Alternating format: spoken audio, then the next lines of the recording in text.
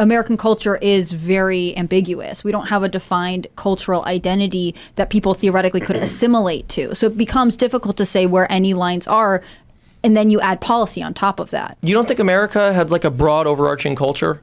I think we could, and we did at one point, but I think as it stands right now, Americans are very resistant to cultivating American culture. I mean, think about everyone who was like, if Trump gets elected, I will move to Canada. Like, there's all kinds of resistance to being American. If that's how our young people feel, then we have failed as a culture to maintain a cultural identity. Young people in the United States, a lot of the people that I end up working with when I'm like touring and stuff like that, younger people really don't, they want to avoid the nationalist idea, and that comes... Or just patriotism. Well, that's what they see patriotism as nationalism. They see American flags and they're turned off by it. And some people that I'm really, really close to and that I have a really great relationship with, they don't see a love of country as something that's important. They think of themselves as global. And I do understand that that's a little bit more of that is probably because of the people that I'm around. They travel around the world. They're playing concerts and performing in places all over the world. So that does make people feel less connected to an individual place. But it is something that is true among younger people in the United States. And I think that it's partially because we have, between Gen X and possibly the millennials, they didn't instill a pride in young people, and they didn't really, civics was taken out of school and stuff, and people don't understand why America is special and what about our government system is special and why it should be preserved. And you add to that the younger generations, I mean the millennial generation, my generation, and Gen Z and Gen Alpha are growing up in a world where everything is being handed to you. Mm-hmm. And I don't mean everything, but your bare necessities. Mm-hmm. Now I get it. Expanding beyond that is becoming increasingly difficult. Owning a home is becoming increasingly difficult. But when your whole life is playing with your friends, going to school, coming home and eating Rice Krispie squares or whatever and Tang from your mom, and it's not having to chop wood, otherwise you freeze to death in the winter, we are building multiple generations of people who don't know what it takes to survive.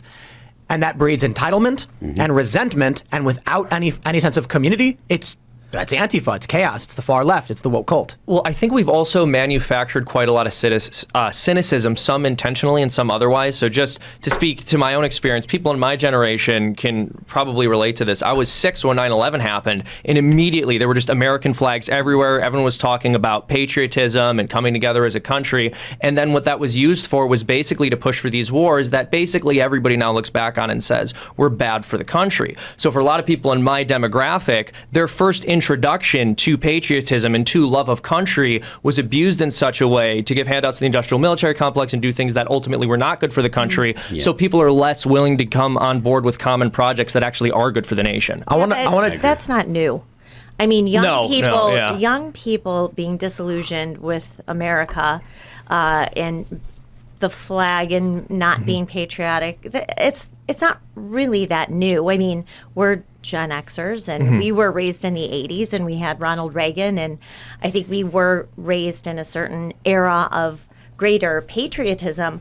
But there still was a big contingent who thought that Ronald Reagan was more evil than the Soviet Union. I mean, they really did. So this is, I'm not putting it has to be put in context. Hold on, I just want to make downhill, the point. Well, it's not. Well, because, and I mean, I think academia is, and I mean, Dinesh D'Souza wrote the book on it, A Liberal Education. It was one of the first books that opened my eyes about what they're indoctrinating kids with. And now when you have your own children in college, you really see it. But I do think things need to be put in context a little, because what they said about Trump, they said about Ronald Reagan. Yeah. There was a brief window where George W. Bush was a hero, and then all of a sudden, he's the next Hitler. We had the